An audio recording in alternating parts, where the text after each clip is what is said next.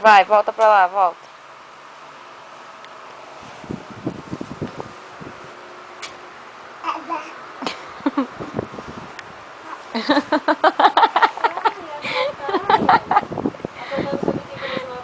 Quem? A mulher do meu colega que faz às vezes. É? Uhum. Você vê? A mulher dele tinha um Celta. Pararam ali na rua do Thiago e soltaram na rua do Thiago, naquela esquina. Eita.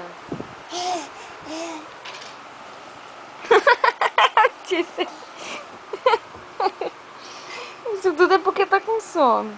Parece que é um tapuru que tomou Red Bull. Tá gravando? Tô. E eu falando isso. Olha, olha, olha.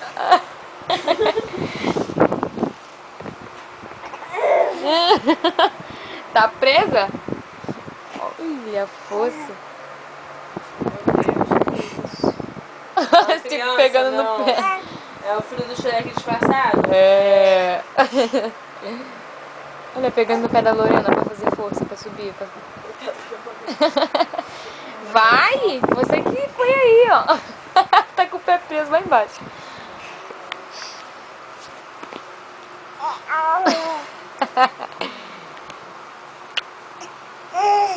Ah, meu Deus.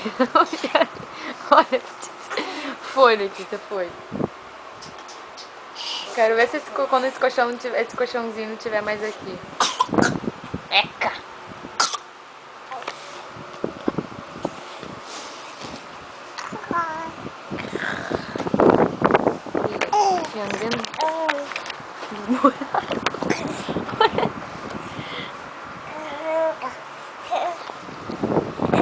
I want to teach you.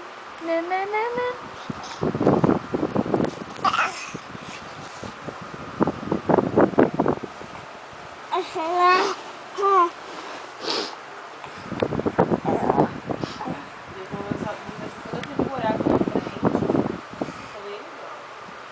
Não deu pra ver? É de renda?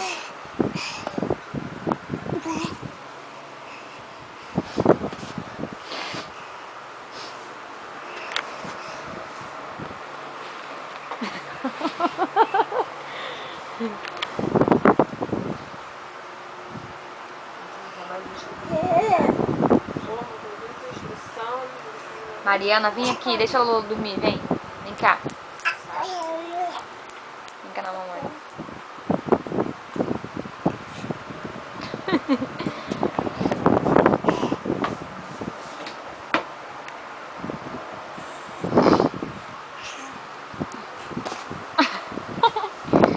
Que bonitinho. Eu tô com a leve impressão que eu realizou essa blusa. Ó. Foi eu. Lembra não que eu fui pra Recife com ela? Foi ela? Foi. A Daniela adora botar um açaí e botar.